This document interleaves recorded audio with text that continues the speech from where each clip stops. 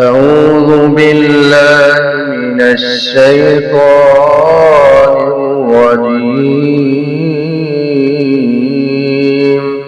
بسم الله الرحمن الرحيم. أم تريدون أن تسألوا رسولكم كما سئل موسى من قبل ومن يتبدل الكفر بالإيمان فقد ضل سواء السبيل. ود كثير من أهل الكتاب لو يردونكم من بعد إيمانكم كفارا حسدا من عند أنفسهم من بعد ما تبين لهم الحق فاعفوا واصفحوا حتى يأتي الله بأمره إن الله على كل شيء قدير. وأقيموا الصلاة وآتوا الزكاة وما تقدموا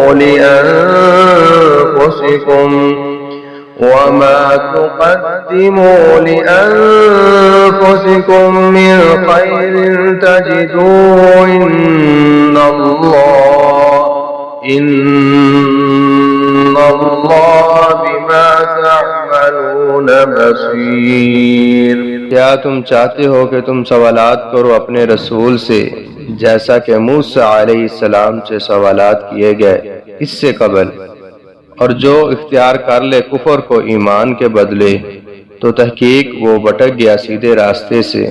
चाहते हैं बहुत से अहले किताब काश वो लुटा दे तुम्हें तुम्हारे ईमान लाने के बाद कुफर की हालत में हसद की वजह से जो उनके दिलों में है, इसके बाद के वाज़े हो उन पर हक, बस तुम माफ करते रहो और दर गुजर कर दो यहाँ तक कि अल्लाह लाए अपना दूसरा हुक्म। बेशक अल्लाह हर चीज पर कादिर है। और नमाज कायम करो, ज़कात देते रहो, और जो तुम आगे भेजोगे अपने नफ्सों के लिए भलाई तुम पाओगे उसका सवाब अल्लाह के पास। बेशक अल्लाह उसको जो तुम अमल करते हो देख रहा है।